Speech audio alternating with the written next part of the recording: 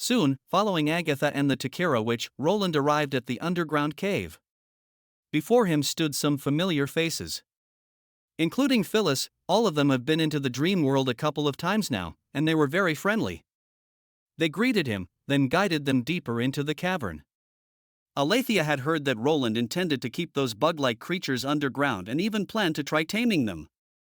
Although she acknowledged Roland's bravery, she warned him of the dangers, while mentioning how his curiosity might lead to disaster, especially since these creatures were remnants of their deep-sea enemies which they still have very little intel on.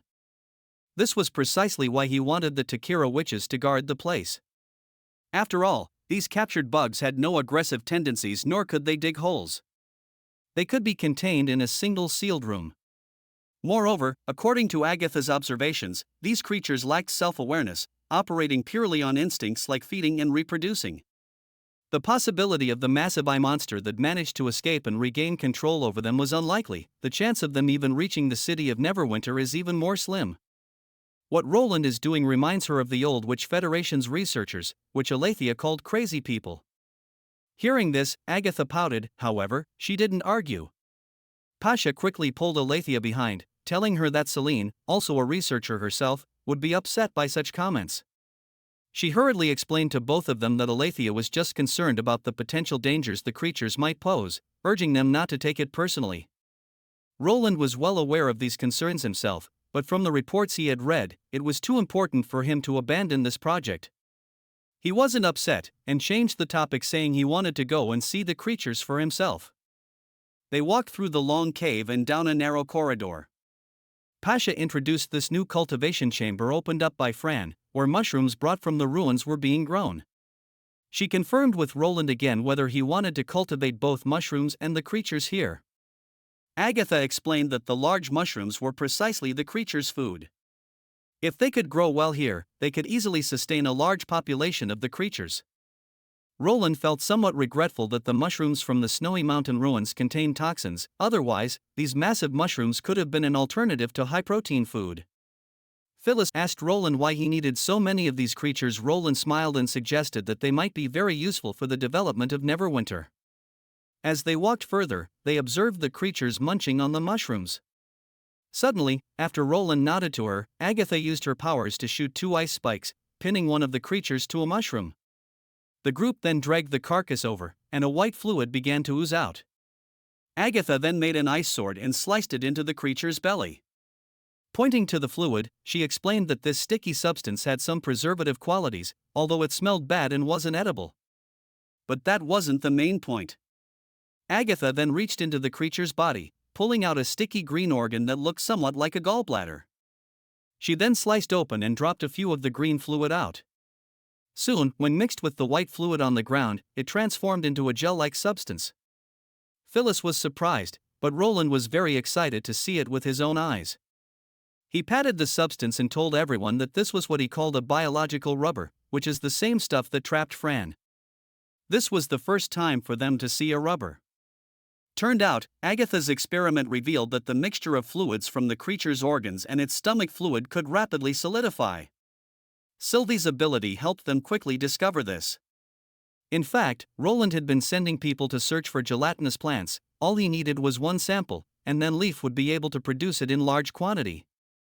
However, no such plant had been found in the territory of Grey Castle or any other nearby kingdoms. This unexpected discovery from their recent expedition to Snowy Mountains was why, despite the risks, Roland was determined to breed these creatures. Pasha and Alethea began to understand the potential.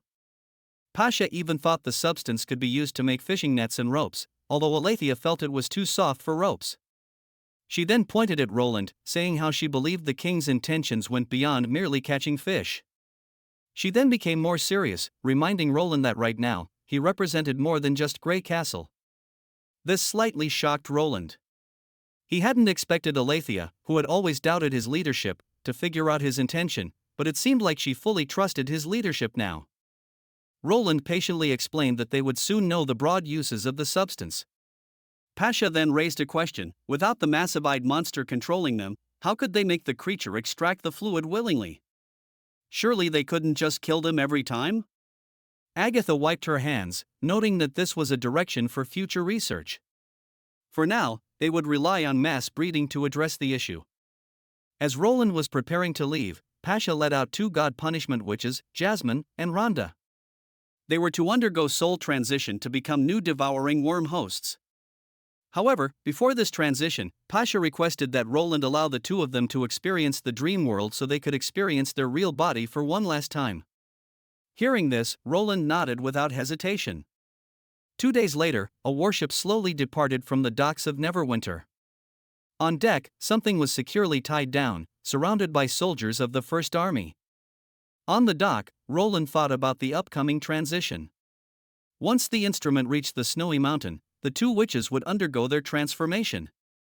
Then they will have a total of 3 devouring worms including Fran. This would undoubtedly accelerate both defensive line preparations and city construction, which was ostensibly good news, yet Roland didn't find much joy. Reflecting on their last visit to the dream world, Jasmine and Rhonda, back in their real bodies, were quite lively and cheerful. Roland and Phyllis took them around to play and eat, allowing them to experience once again the sensations of their original bodies. Who would have known that they had long since given up their own bodies, resolutely sacrificing their lives to combat demons, a choice they had made 400 years ago. After leaving the dream world, Roland wanted to offer some comfort but found himself at a loss for words. Ironically, it was he who ended up being comforted. He vividly remembered their words and the look in their eyes as they smiled at him, saying, "Thank you, we have no regrets." Taking a deep breath and looking towards the distant ship that was now far away, Phyllis approached Roland and asked if he was okay. He suppressed his thoughts, took another deep breath, and asked, "Is there really no way to sever the consciousness after merging with the host bodies?" Phyllis seemed to understand what he was getting at and explained earnestly, telling him that god punishment witches differ from the original hosts. When inside a god punishment warrior's body, others call it merging, but it's more like control. However, once inside an original host, the connection becomes very tight, and they can no longer separate their consciousness or souls and will be locked inside that body forever. So far, no one has been able to change this. Although they still have their magical energy, which helps them to move around inside the massive body.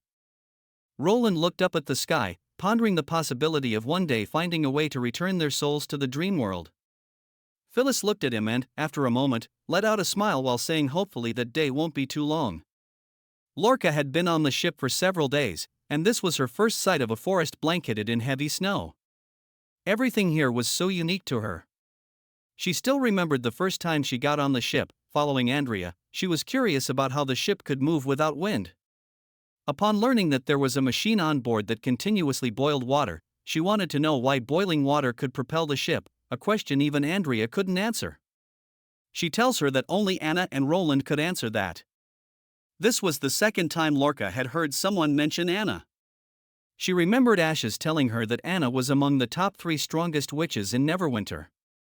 However, Andrea felt that rankings of combat ability were irrelevant. She spoke at length, but the gist was that Anna was the source of all power in Neverwinter. Lorca listened intently, and then Andrea shared a secret about how Ashes had once been defeated by a regular person. The weapon he used to defeat Ashes was forged by Anna. She then suggested Lorca request His Majesty to craft a specialized weapon just for her. Perhaps installing such a weapon on her back might prove more effective than any combat technique. While Lorca wasn't entirely convinced, she kept this in her mind. Suddenly, a chubby pigeon flew towards the ship. Seeing the pigeon made her drool a little, thinking she might have an extra meal today. To her surprise, the pigeon flew straight to Ash's arm. It cooed a few times while chewing on the snacks, but Ashes seemed to understand every sound and then told her to report back to Tilly that they would be arriving soon. Watching the pigeon fly away, Lorca realizes that she is also a witch. Ashes tells her that Maisie has a similar ability to her. However, it was hard for Lorca to connect this cute and chubby pigeon to the large, fierce, terrifying beast that Ashes had once mentioned. Patting her shoulder, Ashes then tells her to get ready as they are about to arrive in Neverwinter. Not long after, the ship docked smoothly at the port. Civilians walking stopped and saluted the ship, while the soldiers saluted back. Lorca noticed children among the crowd too, but it seems like this is some sort of etiquette, but why? Ashes explained that this was a military salute. Initially, she didn't understand why it was necessary, even suspecting that Roland forced his people to do so, but she soon found out that she was wrong. Lorca asked if people saluted because the ship they were on was named after Roland. However, Ashes clarified that whenever a ship from the First Army docked, the citizens would always salute as it represented the safe return of family members who had gone on expeditions. Lorca thought for a while but didn't quite think that everyone who saluted the soldiers was a family member. Andrea approached and explained that all members of the First Army were from Neverwinter, meaning that most residents had family members in the army, and they could also be neighbors or close friends. For them, serving in the First Army was a matter of honor, and everyone celebrated the soldiers returning safely as if their own family members. Lorca's interest grew as she approached the castle. Despite the grandeur of the castle, she felt quite a bit of pressure. Soon, a guard approached her, informing her that the king had agreed to see her. For some reason, this made Lorca unexpectedly nervous. She followed a god punishment witch up the stairs and then into Roland's study. There, she was greeted by a young, handsome man with long hair, who wasn't wearing any jewelry, and holding a quill in his hand. This was the king? Or perhaps she should call him the legendary Great Chieftain. She had initially thought that Roland was supposed to be a wrinkly elderly man with gray hair and wearing a massive crown on his head. Seconds later, Roland was the first to speak, welcoming her to Neverwinter and introducing himself as Roland Wimbledon, the king of Grey Castle and their new chieftain. Lorca bowed to him, shaking her ears slightly and lowering her head as a gesture of respect on behalf of her father. However, she did not receive a response. She looked up only to find Roland staring intently at her ears, causing her heart to sink. Back in Iron Sand City, she knew people always talked behind her back about her appearance, but no one dared to say it in front of her, not only because she was the princess of the first clan but also how powerful she was. However, this place was not Iron Sand City. She was no longer the princess, and without the protection of her clan, could it be that this king? Before she finished her thought, she heard Roland ask with a curious tone whether her ears and her tail were all real. She held her anger and swept her hair aside to show that she only had 2 wolf ears, explaining that she couldn't retract her ears and tail, adding that while they might look strange, this is how she looks. She tells Roland that if it was necessary, she would avoid going into public, so she wouldn't startle people. She became even more upset, and felt out of place. A goddess typically seen as a symbol of strength and beauty by the Sand People, yet she was an outlier. However, Roland wasn't sure why is she saying all this, not quite understanding why she considered herself being weird. Lorca paused, caught off guard by Roland's words. He chuckled, saying that her features were not flaws but merely distinctive traits of her body. He even commented that he found her ears quite beautiful and expressed a wish to touch them, but he was quickly reminded by a voice that only he could hear telling him to not get ahead of himself. It was no other than Nightingale, who was hiding in the mist, to mind his words. This made Lorca blush. Clearly, this was the first time she heard someone calling her ears beautiful. How could a half-wolf, half-human be called beautiful? She wondered if Roland just saying this to make her feel better. Roland assured her that he would not impose any restrictions on her or want her to hide herself. He believed that with time, everyone would come to accept her. He even suggested having Soraya create a comic and make a play all about her to help people become more familiar with her more quickly. Lorca didn't understand a single word, but from his tone, it seemed like he was passionate about it. As the conversation shifted to the purpose of her visit, Lorca explained that she came to combat demons and hone her combat skills. She knew that there was a witch in Neverwinter who could heal any injury. She was prepared to confront any powerful foes and cover any necessary healing expenses herself. But before that, Roland invited her to join the Witches' Union, but Lorca preferred to go solo. She wanted to be treated like a mercenary. Yet, she wasn't telling the truth. She simply couldn't plead her allegiance so soon to someone she just met, especially when she was unsure if the king would keep the promises he had made to the Sand People. If not, then Roland will likely become her enemy. So she had to wait and see.